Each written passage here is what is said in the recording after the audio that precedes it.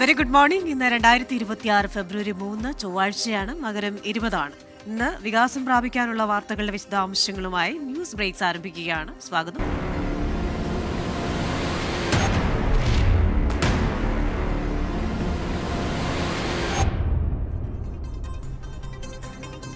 ഇനി മറ്റു പ്രധാന വാർത്തകളുടെ വിവരങ്ങളുമായി 24ന്റെ പ്രതിനിധികൾ വിവിധ മേഖലകളിൽ നിന്ന് പ്രേക്ഷകർക്കൊപ്പം ചേരുന്ന സമയമാണ്. തിരുവനന്തപുരത്ത് നിന്ന് അജ്മൽ, കൊച്ചിയിൽ നിന്ന് വിഷ്ണു സുരേഷ്, കോഴിക്കോട് നിന്ന് അജി കുഞ്ഞുമോൻ, ഡൽഹിയിൽ നിന്ന് ബൽറാം നെടുങ്ങാടി എന്നിവർ പ്രേക്ഷകർക്കൊപ്പം ചേരുകയാണ്. ആദ്യം നമ്മൾ പോകുന്നത് തിരുവനന്തപുരത്തേക്കാണ്. അവിടെ അജ്മൽ ദിറാറുണ്ട്. Ajmal, very good morning. ഈ സ്വർണ്ണക്കൊള്ളയുമായി ബന്ധപ്പെട്ട ചില അപ്ഡേറ്റ്സ് ഇന്ന് വരാനുണ്ട്. കാരണം പലർക്കും ജാമ്യം ലഭിക്കുന്നു, കൂടുതൽ പേർ ജാമ്യാപേക്ഷ നൽകുന്നു. അങ്ങനെ വരുമ്പോൾ SIT കേസിൽ അതൊരു വെല്ലുവിളിയാകാനുള്ളൊരു സാധ്യതയില്ലേ? മറ്റൊന്ന്, നിയമസഭാ സമ്മേളനം തുടരുകയാണ്, പ്രക്ഷുബ്ധമാകാനുള്ളൊരു സാധ്യതയുണ്ട്. അനിശ്ചിതകാല OP അധ്യാപന ബഹിഷ്കരണം താൽക്കാലികമായി അവസാനിപ്പിക്കാൻ മെഡിക്കൽ കോളേജ് ഡോക്ടേഴ്സിന്റെ തീരുമാനമുണ്ട്. എന്നാൽ ചില കാര്യങ്ങളിൽ അവർ സമരം തുടരുമെന്നും പറഞ്ഞിട്ടുണ്ടല്ലോ. Christina, good morning. ഇന്നത്തെ വാർത്താപ്പകൽ തുടങ്ങുമ്പോൾ ഏറ്റവും പ്രധാനപ്പെട്ട വാർത്ത ശബരിമല സ്വർണ്ണക്കൊള്ള കേസുമായിട്ട് ബന്ധപ്പെട്ടാണ്. ശബരിമലയിലെ സ്വർണ്ണക്കൊള്ള കേസിൽ നിലവിൽ അറസ്റ്റിലായ 12 പ്രതികളിൽ ഒരാളായ തന്ത്രി കണ്ഠര രാജീവരുടെ ജാമ്യാപേക്ഷ ഇന്ന് കൊല്ലം വിജിലൻസ് കോടതി പരിഗണിക്കുകയാണ്.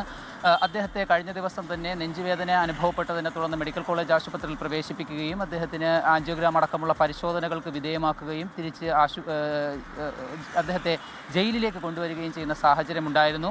എന്നാൽ ഈ സ്വർണ്ണക്കൊള്ള കേസുമായിട്ട് ബന്ധപ്പെട്ട് 3 പ്രതികൾക്ക്, അതിൽ ഒന്നാമത് മുരാരി ബാബുവിനും, അതുപോലെ രണ്ടാമത് മുൻ അഡ്മിനിസ്ട്രേറ്റീവ് ഓഫീസർ ശ്രീകുമാറിനും, മൂന്നാമത് എക്സിക്യൂട്ടീവ് ഓഫീസർ സുധീഷ് കുമാറിനും അടക്കമുള്ളവർക്ക് സ്വാഭാവിക ജാമ്യം കിട്ടിയ സാഹചര്യത്തിൽ ഇദ്ദേഹത്തിൻ്റെ ആരോഗ്യസ്ഥിതി മോശമാണെന്നും ഇദ്ദേഹത്തിന് സ്വർണ്ണക്കൊള്ളയുമായി ബന്ധപ്പെട്ട് നേരിട്ട് പങ്കില്ലെന്നും ചൂണ്ടിക്കാട്ടിയാണ് സ്വാഭാവിക ജാമ്യം പ്രതീക്ഷിച്ച് കോടതിയെ ഇന്ന് സമീപിക്കുന്നത്. അതിനെ ശക്തമായി പ്രോസിക്യൂഷൻ എതിർക്കുന്നൊരു സാഹചര്യമുണ്ടെങ്കിൽ പോലും അദ്ദേഹത്തിൻ്റെ ജാമ്യാപേക്ഷയിൽ കോടതിയുടെ ആത്യന്തിക വിധി എന്താണെന്നുള്ളതാണ് ഇന്ന് പ്രധാനമായും നമ്മളെല്ലാം ഉറ്റുനോക്കുന്നത്. അതുപോലെ തന്നെ 2 കേസിലെയും, ശബരിമലയിലെ കട്ടിളപ്പാളിയുമായിട്ട് ബന്ധപ്പെട്ട കേസിലെയും ദ്വാരപാലക ശില്പപാളികളുമായി ബന്ധപ്പെട്ട കേസിലെയും 1-ാം പ്രതിയായിട്ടുള്ള ഉണ്ണികൃഷ്ണൻ പോറ്റിയുടെ ജാമ്യാപേക്ഷയും നാളെ കൊല്ലം വിജിലൻസ് കോടതി പരിഗണിക്കുകയാണ്. മറ്റൊന്ന് പ്രധാനപ്പെട്ട വാർത്ത എന്ന് പറയുന്നത് നമ്മുടെ നിയമസഭയുമായിട്ട് ബന്ധപ്പെട്ടാണ്. നിയമസഭയിൽ ബജറ്റിന്മേലുള്ള പൊതുചർച്ച തുടരുകയാണ്. ഇന്നലെ നടന്ന പൊതുചർച്ചയുമായി ബന്ധപ്പെട്ട് സഭയിൽ പ്രതിപക്ഷം ബഹിഷ്കരിക്കുന്ന ഒരു സാഹചര്യമുണ്ടായിരുന്നു.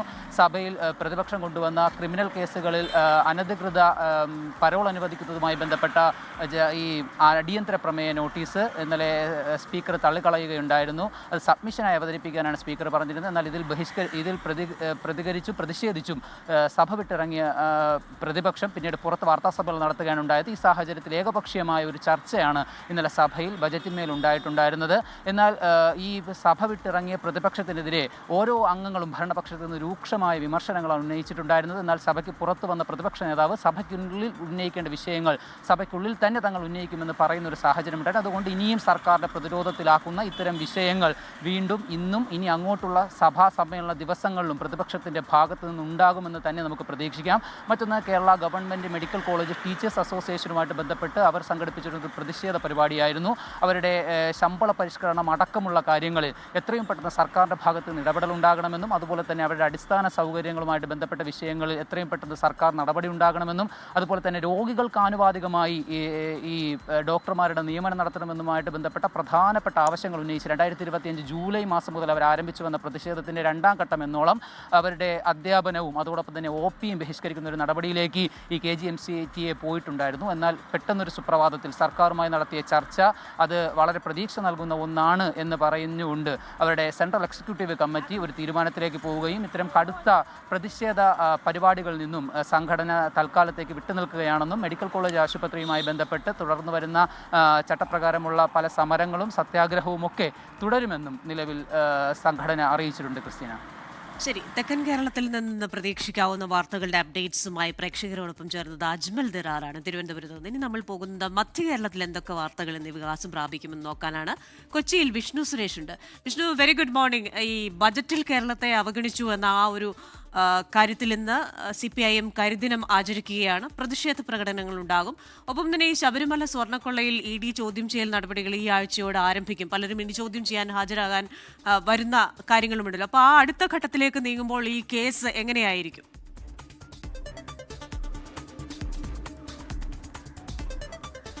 Christina, very good morning. ഈ ബജറ്റുമായി ബന്ധപ്പെട്ട് കേരളത്തിലെ ആമയും തേങ്ങയും അല്ലാതെ മറ്റൊരു തരത്തിലുള്ള വികസന പ്രവർത്തനങ്ങൾക്കുള്ള ഫണ്ട് അനുവദിച്ചില്ല എന്ന വിമർശനങ്ങൾ ഇതിനോടകം തന്നെ ഉയർന്നിട്ടുണ്ട്. അത് പരസ്യ പ്രതിഷേധത്തിലേക്ക് പോവുകയാണ്.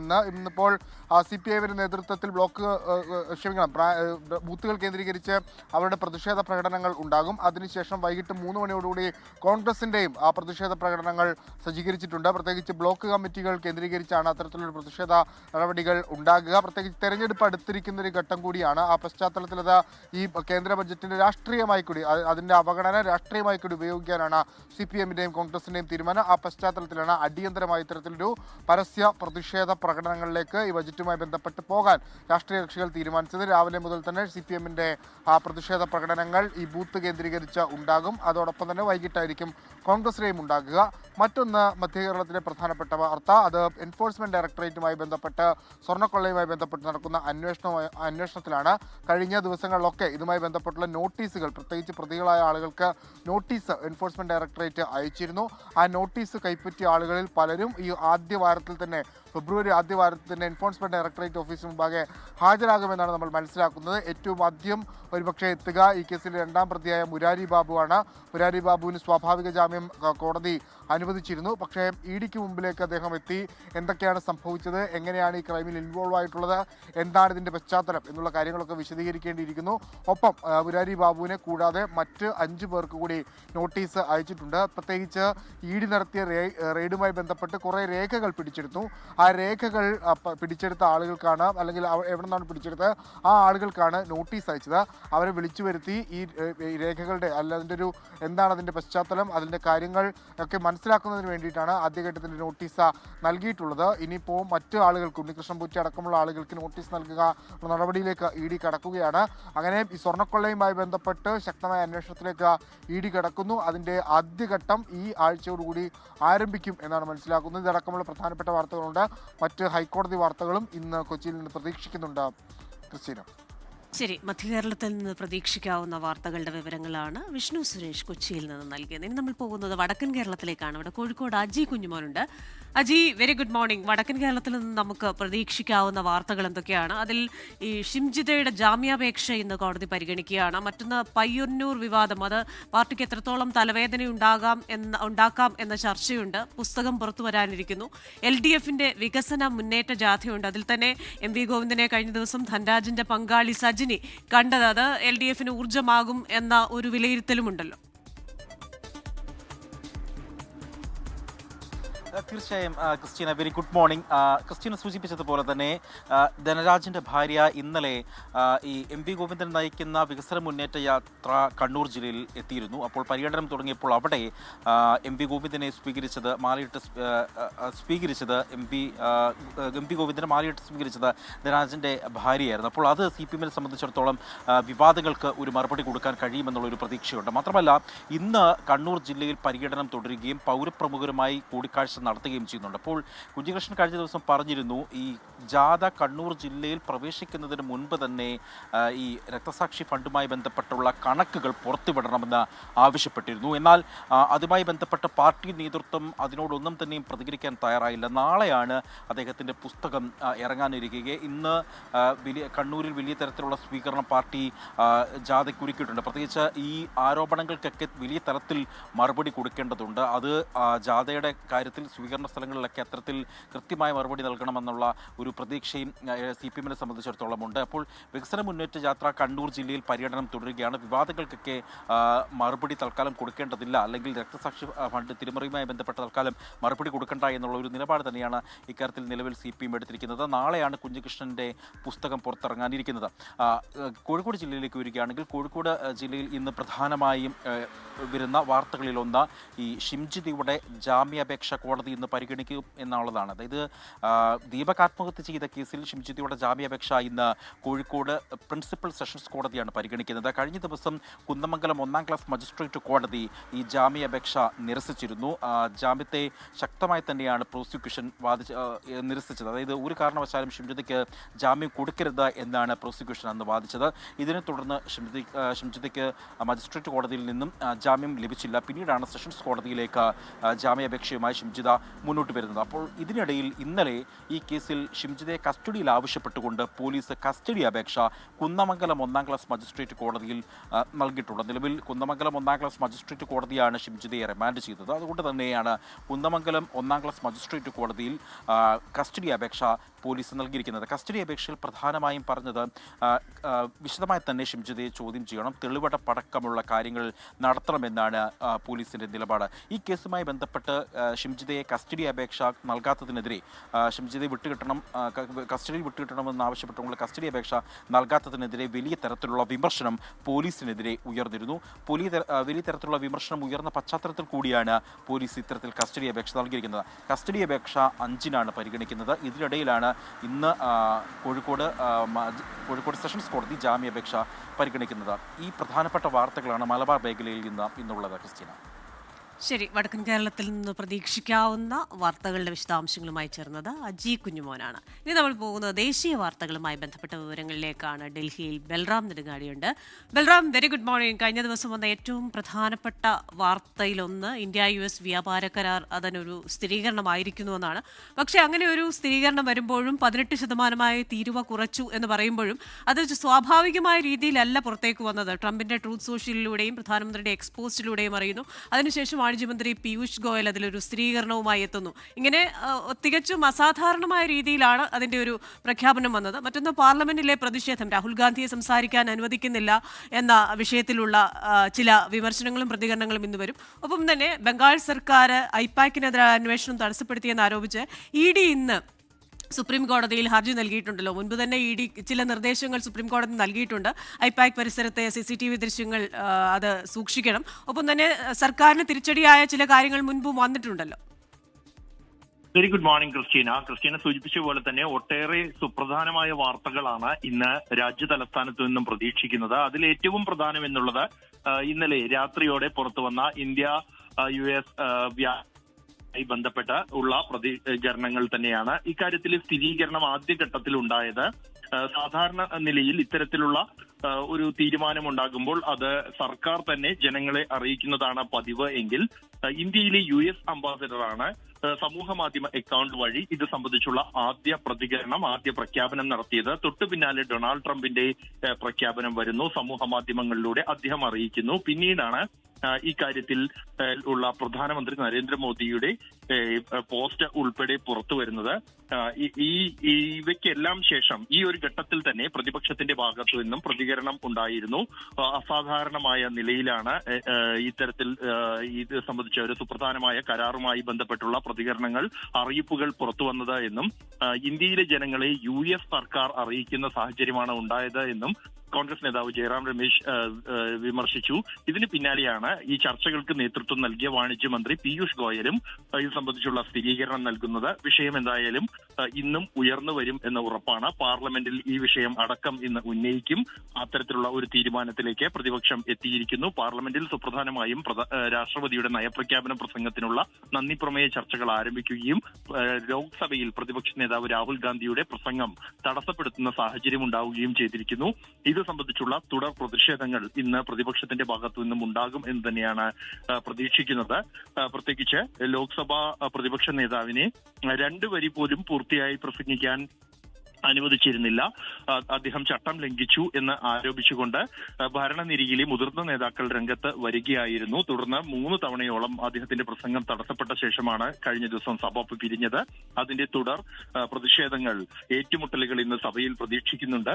സമാനമായി തന്നെയാണ് ഇത്തരത്തിൽ ഈ ഐപാക്കുമായി ബന്ധപ്പെട്ടുള്ള അന്വേഷണം ബംഗാൾ സർക്കാർ തടസ്സപ്പെടുത്തി എന്ന് ആരോപിച്ച് എൻഫോഴ്സ്മെന്റ് ഡയറക്ടറേറ്റ് നൽകിയ ഹർജി സുപ്രീം കോടതി ഇന്ന് പരിഗണിക്കുന്നുണ്ട്. കഴിഞ്ഞ തവണ കേസ് പരിഗണിച്ച സുപ്രീം കോടതി ED ഉദ്യോഗസ്ഥർക്കെതിരെ ബംഗാൾ സർക്കാർ രജിസ്റ്റർ ചെയ്ത 3 FIR-കളിലെ തുടർ നടപടികൾ സ്റ്റേ ചെയ്തിരുന്നു. കേസിൽ ബംഗാൾ സർക്കാരിനും DGPക്കും ഉൾപ്പെടെ സുപ്രീം കോടതി നോട്ടീസ് നൽകിയിരുന്നു. കേസിൽ ബംഗാൾ സർക്കാർ സത്യവാങ്മൂലം കഴിഞ്ഞ ദിവസം സമർപ്പിച്ചിട്ടുണ്ട്. EDക്ക് സുപ്രീം കോടതിയിൽ റിട്ട് ഹർജി ഫയൽ ചെയ്യാൻ മൗലികമായി അവകാശമില്ലെന്ന് ആരോപിച്ചാണ് ബംഗാൾ സർക്കാർ സത്യവാങ്മൂലം സമർപ്പിച്ചിരിക്കുന്നത്. ഇന്ന് സുപ്രീം കോടതി ഇക്കാര്യത്തിൽ എന്ത് തീരുമാനമെടുക്കും എന്നുള്ളത് നിർണായകമാണ്. ക്രിസ്റ്റീന. ശരി, ഇതൊക്കെയാണ് ഇന്ന് പ്രതീക്ഷിക്കുന്ന പ്രധാനപ്പെട്ട ദേശീയ വാർത്തകൾ. വിവരങ്ങൾ നൽകിയത് ബൽറാം നെടുങ്ങാടിയാണ് ഡൽഹിയിൽ നിന്ന്. ഇന്ത്യയും അമേരിക്കയും തമ്മിലുള്ള ചരിത്രപരമായ വ്യാപാര കരാർ അമേരിക്കൻ പ്രസിഡന്റ് ഡൊണാൾഡ് ട്രംപ് സമൂഹമാധ്യമമായ ട്രൂത്ത് സോഷ്യലിലൂടെ പ്രഖ്യാപിച്ചു കഴിഞ്ഞു. കഴിഞ്ഞ ഒരു വർഷമായി നിലനിന്നിരുന്ന കടുത്ത സാമ്പത്തിക തർക്കങ്ങൾക്കും നയതന്ത്ര ചർച്ചകൾക്കും ശേഷമാണ് ഈ നിർണായക തീരുമാനമുണ്ടായത്. ട്രംപും നരേന്ദ്രമോദിയും തമ്മിൽ നടത്തിയ ചർച്ചകൾക്ക് പിന്നാലെയാണ് കരാർ യാഥാർത്ഥ്യമായത്. കരാറിലേക്ക് എത്തിയ നാൾ വഴിയൊന്ന് പരിശോധിക്കും. 2025 ജനുവരി 20 ട്രംപ് രണ്ടാം വട്ടം അമേരിക്കയിൽ അധികാരത്തിലെത്തിയ ശേഷം ഫെബ്രുവരിയിൽ പ്രധാനമന്ത്രി നരേന്ദ്രമോദി വാഷിംഗ്ടൺ സന്ദർശിച്ചിരുന്നു.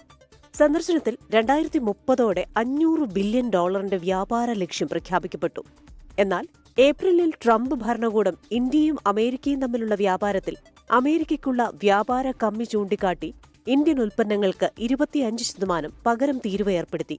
ജൂലൈയോടെ റഷ്യൻ എണ്ണ വാങ്ങുന്നത് തുടർന്നാൽ ഇന്ത്യയ്ക്കുമേൽ പിഴ തീരുവ ചുമത്തുമെന്ന് അമേരിക്ക ഇന്ത്യയ്ക്ക് മുന്നറിയിപ്പ് നൽകി.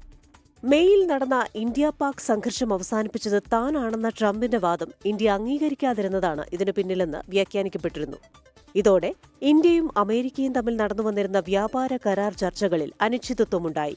ഓഗസ്റ്റിൽ റഷ്യൻ എണ്ണ വാങ്ങുന്നതിലുള്ള പിഴ തീരുവയായ 25% അടക്കം ഇന്ത്യക്കെതിരായ തീരുവ ട്രംപ് 50% വർദ്ധിപ്പിച്ചു. ഇതോടെ വ്യാപാര ചർച്ച പ്രതിസന്ധിയിലായി. ഒക്ടോബറോടെ വ്യാപാര കരാർ ചർച്ചകൾ വീണ്ടും സജീവമായി. താരിഫ് 15 മുതൽ 16% കുറയ്ക്കാനുള്ള ചർച്ചകൾ നടന്നു. എന്നാൽ കാർഷിക മേഖലയും ക്ഷീരമേഖലയും അമേരിക്കയ്ക്ക് തുറന്നുകൊടുക്കുന്നതിൽ ഇന്ത്യ വിയോജിപ്പ് തുടർന്നതോടെ ചർച്ചയിൽ പുരോഗതിയുണ്ടായില്ല.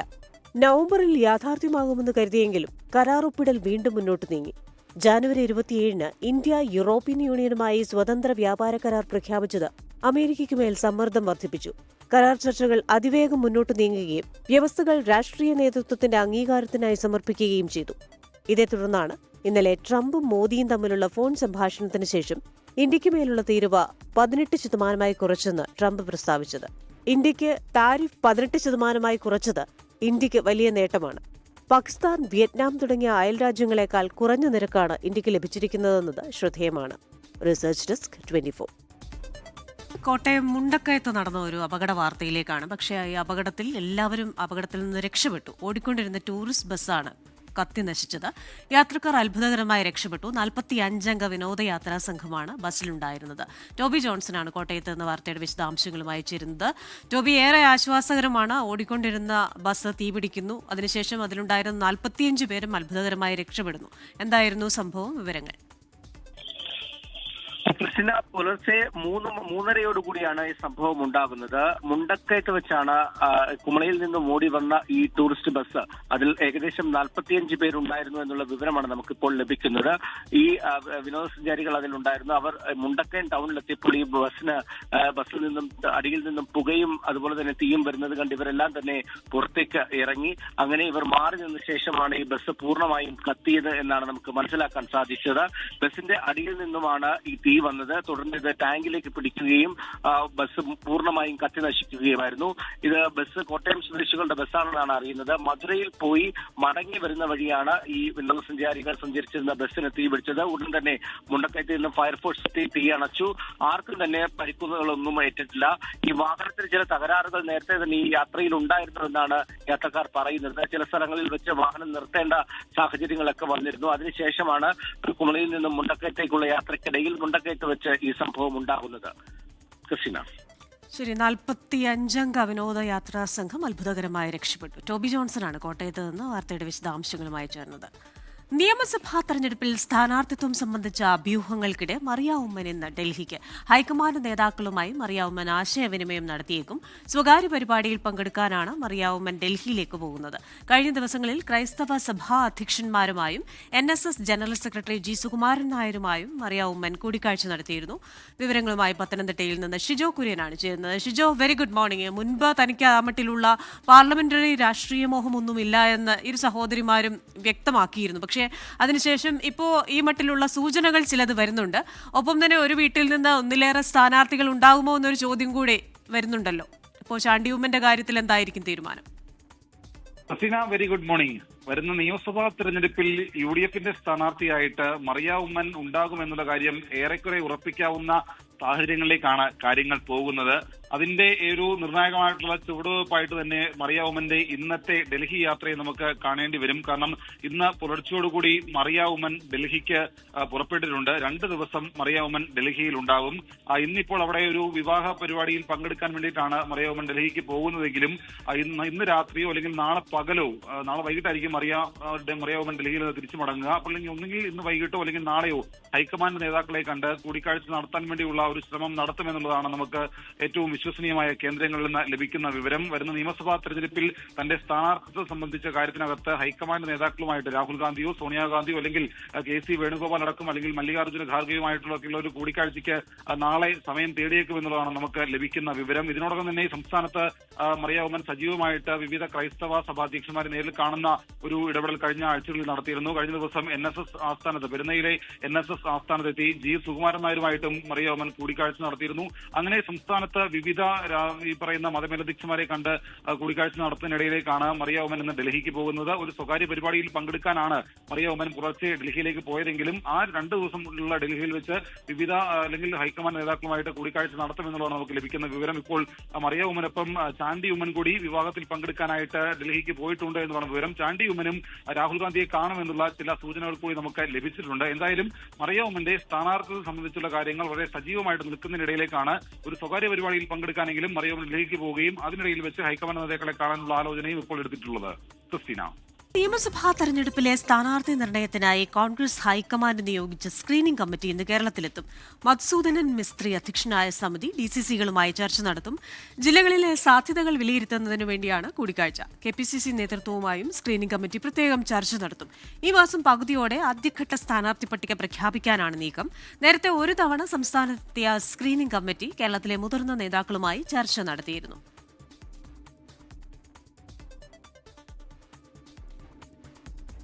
കാസർഗോഡ് മഞ്ചേശ്വരത്ത് 18 വയസ്സുകാരിയെ വെട്ടിക്കൊന്ന കേസിൽ പ്രതിയായ പിതാവിന്റെ രക്തസാമ്പിൾ ഇന്ന് പരിശോധനയ്ക്ക് അയക്കും. ലഹരിക്കടിമയായ പ്രതി ഉമർ ഫാറൂഖ് സംഭവസമയത്ത് ലഹരി ഉപയോഗിച്ചിരുന്നുവെന്ന് സ്ഥിരീകരിക്കാനാണ് രക്തസാമ്പിൾ ലാബിലേക്ക് അയക്കുന്നത്. പ്രതിയെ ഇന്ന് സംഭവം നടന്ന തൂമിനാടുള്ള വീട്ടിലെത്തിച്ച് തെളിവെടുപ്പ് നടത്തും. പ്രതി ഉപയോഗിച്ചിരുന്ന ആയുധം കണ്ടെത്താനുള്ള ശ്രമത്തിലാണ് പോലീസ്. നിരവധി ലഹരി കേസുകളിൽ പ്രതിയായ ഉമർ ഫാറൂഖിന്റെ ക്രിമിനൽ പശ്ചാത്തലവും പോലീസ് പരിശോധിക്കുന്നുണ്ട്.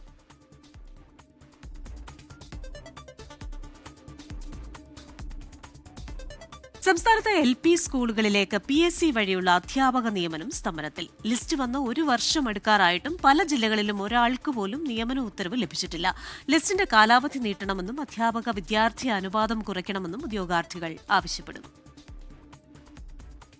2 വർഷം മുൻപ് സംസ്ഥാനത്തെ LP സ്കൂൾ അധ്യാപക നിയമനം PSC വഴി ലഭിക്കാതെ വന്നതോടെ നിരവധി ഉദ്യോഗാർത്ഥികൾ ഭരണസിരാ കേന്ദ്രത്തിനു മുമ്പിൽ ദിവസങ്ങളോളം സമരം ചെയ്തിരുന്നു.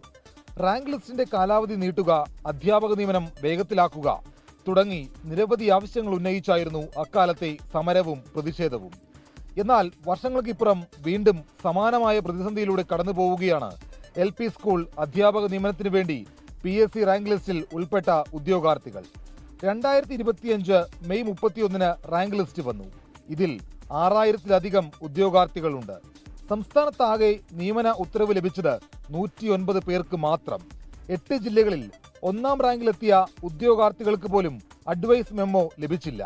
ഇതിനൊപ്പം പഴയ ലിസ്റ്റിൽ ഉൾപ്പെട്ട പലരും ഇപ്പോഴും നിയമനം കാത്തിരിക്കുകയാണ്. കഴിഞ്ഞ റാങ്ക് ലിസ്റ്റ് 2025 മെയ് 30 അവസാനിച്ചതാണ്. എന്നിട്ട് പോലും ആ റാങ്ക് ലിസ്റ്റിലുള്ളവർക്ക് ഈ 30 ശേഷവും അഡ്വൈസ് പോയി. അവർക്ക് ഇനിയും അപ്പോയിൻമെൻ്റ് ആയിട്ടില്ല.